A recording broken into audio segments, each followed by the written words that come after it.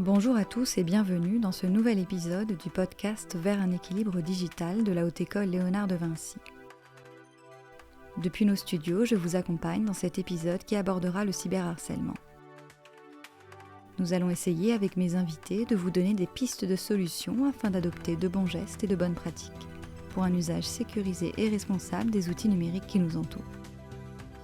Installez-vous confortablement et plongez-vous dans le monde passionnant de l'équilibre digital.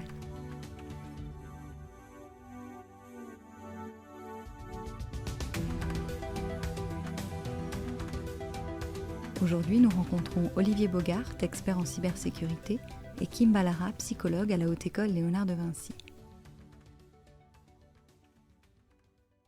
Bonjour Olivier, bonjour Kim. Bonjour. Bonjour Pauline. Pourriez-vous, Olivier, vous présenter en quelques mots et également présenter aux auditeurs et auditrices le rôle de la FCCU, la Federal Computer Crime Unit, pour laquelle vous travaillez encore jusqu'à très récemment avant de prendre votre pension?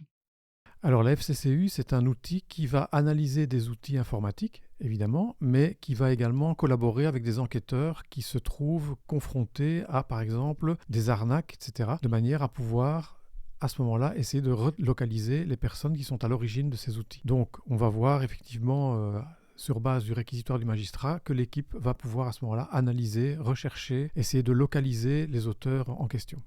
Merci Olivier. Quel était votre rôle au sein de la FCCU? Alors de mon côté, c'était plus mettre en garde le citoyen par rapport aux tendances, donc j'étais plus dans la communication pour pouvoir permettre aux gens d'être un peu plus attentifs par rapport aux messages, aux SMS, à tous les outils que les pirates utilisent pour pouvoir les convaincre. Merci. Kim, pourriez-vous vous présenter en quelques mots et votre rôle au sein de la Haute École Léonard de Vinci? Je m'appelle Kim Ballara et je suis psychologue pour la Haute École Léonard de Vinci. Et donc, je fais partie du service psychosocial où il y a à la fois des assistantes sociales et où je travaille en tant que psychologue, où j'accueille les étudiants de manière individuelle, donc à leur demande. Ça peut être des questionnements, un mal-être, une recherche de solutions en interne ou en externe. Donc, par exemple, il m'arrive de réorienter les étudiants vers l'aide à la réussite, le service d'orientation notamment, ou alors en externe, que ce soit vers différents thérapeutes par rapport aux besoins. C'est vraiment l'idée de pouvoir être là en première ligne et accueillir la demande en interne. Les rendez-vous, tant au niveau des assistantes sociales qu'auprès de moi, sont gratuits et confidentiels. Et donc, on se trouve chacune sur... il y a une présence sur chaque site, donc à la fois à Louvain-la-Neuve, à Alma et à XL. Merci. Le sujet qui nous rassemble aujourd'hui dans ce podcast est le cyberharcèlement. Pourriez-vous en donner une définition? Qu'est-ce qu'on entend par ce terme et où commence finalement le cyberharcèlement? Donc pour le cyberharcèlement, en fait, il s'agit de recevoir des messages malveillants de manière intentionnelle, donc à travers les écrans, que ce soit son téléphone, son ordinateur, différentes applications. Et il s'agit d'en recevoir vraiment de manière répétée. Et donc des messages de menaces, d'insultes, d'intimidation, moqueries. Et par rapport à cette situation, la personne se sent souvent isolée. Et généralement, elle vit à la fois du cyberharcèlement et du harcèlement dans la vraie vie. L'agresseur, quant à lui, elle est souvent connue de la victime, malgré tout. Elle intervient soit via son nom, ou alors elle utilise un pseudonyme en étant anonyme. Et donc, il peut évidemment s'agir d'une seule personne ou d'un groupe. Et justement, Kim, à ce titre, on parle de cyberharcèlement, mais on entend aussi d'autres termes comme la cyberintimidation, la cyberviolence. Y a-t-il plusieurs formes ou plusieurs types de cyberviolence ou de cyberharcèlement? Alors, par rapport à cette thématique, il est intéressant de parler de la classification qui a été mise en place par Nancy Willard par rapport au type de cyberviolence. Donc, elle propose 7 différentes catégories. Donc, elle parle notamment du flaming, où il s'agit d'un envoi de messages très courts, ils sont extrêmement violents. À l'inverse du harcèlement, où c'est plutôt un envoi répété de messages, qui sont avec un contenu délicat, mais pas aussi violent. Il y a également tout ce qui est le dénigrement, avec une visée de nuire à la personne et à sa réputation. Il y a aussi des techniques d'intimidation, de mise à l'écart, de groupe, de discussion. Il y a aussi tout ce qui concerne l'outing, donc le fait de mettre en avant des éléments de la vie privée d'une personne sans son consentement, et c'est pas uniquement axé sur l'orientation sexuelle, par exemple. Et elle parle aussi du happy slapping. Donc en fait, il s'agit d'une pratique où on va filmer quelqu'un pendant qu'il se fait agresser physiquement. Donc il prend une gifle, il est mis au sol, ou des agressions sexuelles, et c'est ensuite publié sur un réseau en vue, évidemment, d'humilier la personne. Et ce que j'ai envie de vous proposer, en plus, c'est de parler de 3 pratiques, notamment le revenge porn, donc qui concerne la diffusion de contenu intime sans le consentement de la personne, quelle qu'en soit l'application ou le réseau sur lequel c'est diffusé. Le slut-shaming, qui concerne le fait de stigmatiser des femmes par rapport à un aspect physique qui est jugé non conforme par rapport à des attentes sociétales et du coup, où certaines personnes, hommes et femmes, estiment que cette personne ne répond pas à certaines normes et elle peut recevoir du harcèlement suite à ça. Et il y a également toute la question du cybercontrôle qui peut exister sous différentes formes, c'est-à-dire demander à quelqu'un d'être joignable non-stop, de demander d'avoir accès à sa géolocalisation, tout ce genre de pratiques, l'utilisation de AirTag, et donc avec une dimension qui est quand même très contrôlante par rapport à l'autre via l'utilisation de téléphone à téléphone, d'une application à l'autre. Et concernant le début du cyberharcèlement, je dirais que c'est assez délicat à définir. Le point de départ, je dirais, c'est le ressenti de la personne. Tiens, est-ce qu'elle reçoit des messages de ce type? À quelle fréquence? Comment elle se sent, surtout? Est-ce qu'elle va se sentir déjà déprimée? Elle s'isole? Elle se met en retrait? Et vraiment partir, tiens, du ressenti de la personne pour voir est-ce qu'on peut parler ou non de cyberharcèlement et voir quel est le vécu de l'individu qui est concerné. Merci Kim. De manière pratique, maintenant, j'ai identifié que j'étais victime de cyberharcèlement. Olivier, quelles sont les preuves à récolter? Donc, toujours essayer de faire des captures d'écran si on est victime de ce harcèlement. Alors évidemment, avec les captures d'écran, on peut aller porter plainte et montrer à l'inspecteur qui vous reçoit, par exemple, dans la zone de police de votre domicile. On peut voir à ce moment-là les documents et il peut, au niveau du PV qu'il va rédiger, avoir des détails précis. Mais comme je le disais, à ce moment-là, on fait des captures d'écran, on fait un stockage de toute une série d'informations. Qui m'a envoyé ça? Le nom de la personne, évidemment. Si j'ai reçu un appel téléphonique, le numéro de téléphone aussi. Soyons pas naïfs, parce qu'il y a des applications qui permettent de masquer le numéro initial en proposant un autre numéro. Et on a également maintenant des applications qui permettent d'utiliser une voix tierce, et c'est pas la voix officielle de la personne. Donc, on a également la possibilité de signaler les contenus malveillants. Parce que maintenant, avec le DSA, le Digital Service Act, quand on est sur un contenu qu'on voit sur notre réseau social, on clique sur les 3 petits points et on peut faire signaler. D'accord. Et juste pour revenir sur un terme, vous avez parlé du Digital Service Act. Pour ceux et celles qui nous écoutent et qui ne connaissent pas cette législation, est-ce que vous pourriez en dire quelques mots?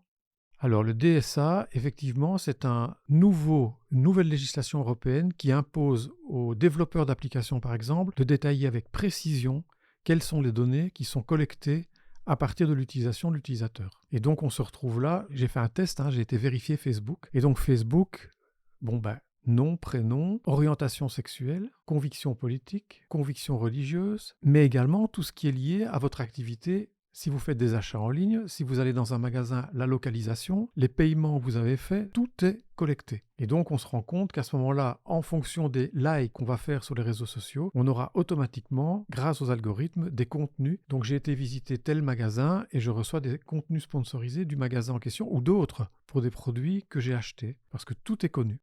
Merci Olivier.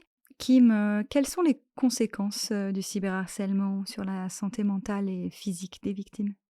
Alors, concernant les conséquences, ce qui est hyper important de mettre en avant, c'est qu'une personne qui subit du cyberharcèlement va avoir les conséquences un petit peu similaires d'une personne qui vivrait du harcèlement, entre guillemets, dans la vraie vie. Donc déjà, hyper important, c'est le point de départ. Et donc, la victime, elle va pouvoir vivre différentes choses, avec déjà peut-être un sentiment de solitude, d'isolement, beaucoup de tristesse aussi, avec une perte de confiance en elle. Après, je vais ajouter différents éléments qui correspondraient un peu à un portrait robot, mais ça donne un peu l'étendue de la réalité. Donc, la personne peut aussi souffrir d'anxiété, de dépression. Cela peut aussi impacter son sommeil avec des insomnies, qu'elles soient matinales ou nocturnes. Ça peut paraître paradoxal, mais la personne peut aussi se sentir coupable, en fait, même si elle n'a rien à voir avec la démarche et qu'elle subit l'agression, qu'elle est victime, mais elle peut malheureusement ressentir de la honte, de la culpabilité. Elle peut également être en état de stress post-traumatique et donc avoir des flashbacks, avoir des comportements d'évitement, se sentir isolée, vivre de l'anxiété et être dans un état de hypervigilance, qui est hyper épuisant par rapport au système nerveux. Donc un éventail assez large de conséquences qui peut être possible par rapport à la victime. Merci. Quels conseils pratiques donneriez-vous pour gérer émotionnellement et techniquement une situation de cyberharcèlement dès qu'elle se manifeste? Dans un premier temps, je dirais que ça peut être important d'en parler à ses proches pour pas rester seul en fait face à ce qu'on vit, parce qu'au moins on peut avoir une certaine prise de recul en entendant, tiens, qu'est-ce que mes proches pensent et comment ils le vivent eux quand je leur raconte ce qui se passe pour moi. Et au niveau du cyberharcèlement en tant que tel, je crois que c'est important dans un premier temps d'aller voir l'application où ça se passe. Si possible, éviter de répondre si ça paraît juste pour la personne, hein. Le point de départ, c'est toujours le ressenti de la personne. Éventuellement, si c'est trop dur, prendre du recul, mais uniquement si c'est juste pour soi. Signaler le contenu, garder des preuves et éventuellement faire une trame avec tous les faits si vous décidez de porter plainte et de signaler sur certaines plateformes en fonction du contenu du harcèlement. Parce que par exemple, si c'est lié à une discrimination, vous pourriez faire un signalement à UNIA, ou s'il s'agit plutôt de cyberviolence liée au genre, vous pourriez faire un signalement auprès de l'Institut pour l'égalité des femmes et des hommes. Donc, je dirais que c'est intéressant d'avoir une espèce de feuille de route où on décrit tous les faits qui se sont passés. Tel jour, il s'est passé ça, j'ai reçu ça, pour éventuellement faire des signalements ou porter plainte auprès de la police. Et concernant les signalements, vous pourriez très bien faire appel à UNIA, donc l'Institut public indépendant qui lutte contre la discrimination en Belgique, ou alors éventuellement l'Institut pour l'égalité des femmes et des hommes, donc quand il s'agit de contenu lié à la cyberviolence de genre. Donc vraiment, être à l'écoute de soi et de ses besoins, et de voir, tiens, est-ce que j'ai besoin d'aide supplémentaire? Est-ce que j'ai besoin d'être entendue par rapport à ce que je traverse, au-delà des différentes solutions très pratico-pratiques par rapport au réseau sur lequel ça se trouve? Donc si je pense qu'un proche est victime de cyberharcèlement, comment lui en parler? Comment intervenir? Est-ce que finalement, je dois intervenir? Alors, en tant que témoin, donc d'un proche qui vivrait du cyberharcèlement, la première chose à faire, c'est d'être présent pour l'autre, de pouvoir être là s'il a besoin de parler, de pouvoir être là si la personne a envie de se changer les idées. C'est vraiment partir, voilà, qu'est-ce que la personne vit et de quoi elle a besoin, plutôt que d'imaginer ce dont elle pourrait avoir besoin. En fait, il faut simplement lui demander et d'être à l'écoute sans apporter des conseils non sollicités et sans dire « Ah tiens, moi je ferais ça à ta place ». Éventuellement, si la personne demande une aide dans des démarches, pourquoi pas l'aider? Et vraiment essayer de lui dire « Je suis là pour toi, que tu aies besoin de te changer les idées ou que tu aies besoin de parler de ce qui t'arrive ». C'est finalement assez basique, mais je crois que c'est le point de départ de l'écoute de l'autre. Merci Kim. Donc on vient de parler de finalement est-ce qu'on doit intervenir si un proche est victime de cyberharcèlement. Je voulais revenir avec vous Olivier sur la collecte de preuves, le dépôt de plainte et les peines encourues. Lorsque j'ai collecté, on l'a vu tout à l'heure, en tant que victime, toutes ces données, toutes ces preuves, qu'est-ce que j'en fais? Est-ce que je me rends à un commissariat de police? Est-ce que je dépose plainte?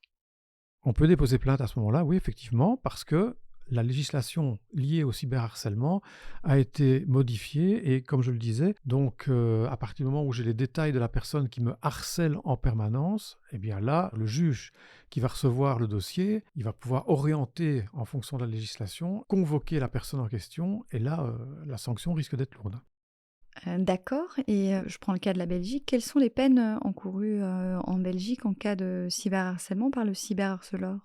Vous voulez dire les peines de prison? Ça dépend évidemment de l'analyse du dossier par le magistrat, qui va évidemment regarder, qui va s'orienter vers la législation et voir quel âge a la personne, quel type de victimes sont concernées, etc. Et donc là, il va adapter. Et donc, si l'auteur est un mineur de plus de 13 ans et que la victime a moins de 15 ans, c'est 18 mois de prison et 7 500 d'amende. Si l'auteur, par exemple, est majeur, il risque 2 ans de prison et 30 000 € d'amende. C'est un petit peu à détailler en fonction de l'âge de la victime, de l'âge de l'auteur, etc.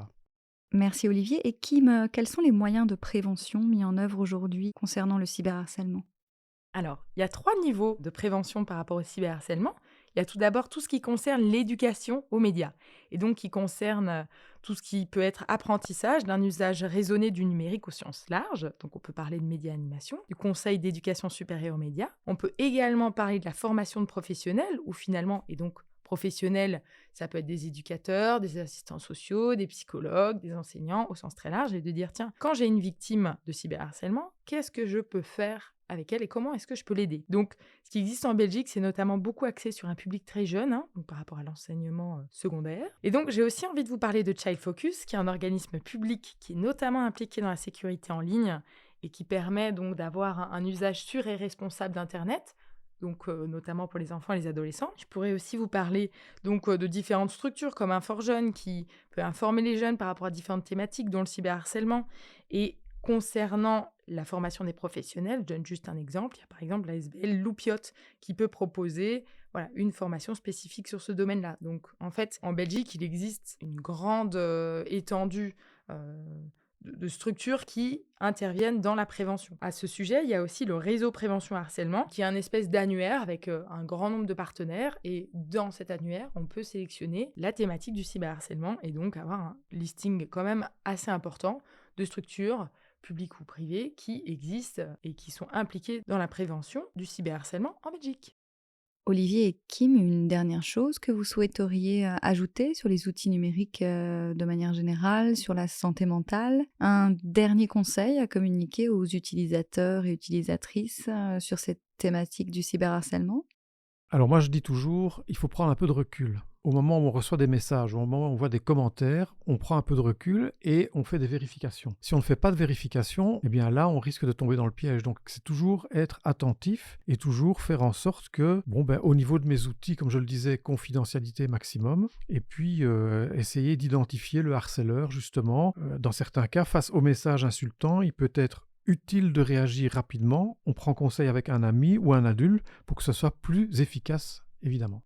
Donc j'aimerais rebondir sur ce qu'Olivier a dit par rapport aux peines de prison pour les cyberharceleurs. Je pense que dans un premier temps, penser que la victime, elle subit le comportement du cyberharceleur et donc même si elle peut ressentir une certaine culpabilité, la responsabilité, elle n'est pas chez elle. La responsabilité, elle se trouve donc dans les actes et les choix que fait le cyberharceleur. Peut-être qu'on s'inquiète, ou en tout cas on ne s'intéresse pas suffisamment à ce que peuvent vivre les cyberharceleurs. Pourquoi ils font ça? Qu'est-ce qu'ils vivent eux-mêmes dans leur sphère familiale ou autre? Dire tiens, est-ce qu'il n'y a pas un déplacement qu'eux-mêmes pourraient vivre du harcèlement, entre guillemets, qui déplace le problème sur quelqu'un d'autre, en se défoulant sur quelqu'un? Bien se rappeler la responsabilité chez cette personne et se dire qu'est-ce qu'elle vit, cette personne? Parce que si on s'occupe uniquement des victimes, c'est une prise en charge qui n'est pas complète. On oublie les personnes qui sont responsables, en tout cas du point de départ et de cette dynamique de harcèlement. Et donc d'avoir une vision d'ensemble sur ce qui se passe, de prendre ensemble le système et de prendre un peu de recul par rapport à ça. Et aussi, un autre élément, c'est si on se sent mal par rapport à ce qui se passe, pensez à en parler à vos proches pour pas rester seul avec ça parce que c'est très difficile et si vous pouvez au moins bénéficier d'une écoute bienveillante, ça peut au moins un petit peu calmer les choses et vous sentir moins seul dans ce que vous vivez. Merci Monsieur Bogart, merci Madame Ballara d'avoir participé à cet épisode du podcast Vers un équilibre digital proposé par la cellule Transition et le Centre de développement technopédagogique de la Haute École Léonard de Vinci. Merci à nos auditeurs et auditrices d'avoir exploré avec nous des solutions pour tendre à l'équilibre. Si ce podcast vous a plu, n'hésitez pas à le liker, le partager et le diffuser autour de vous.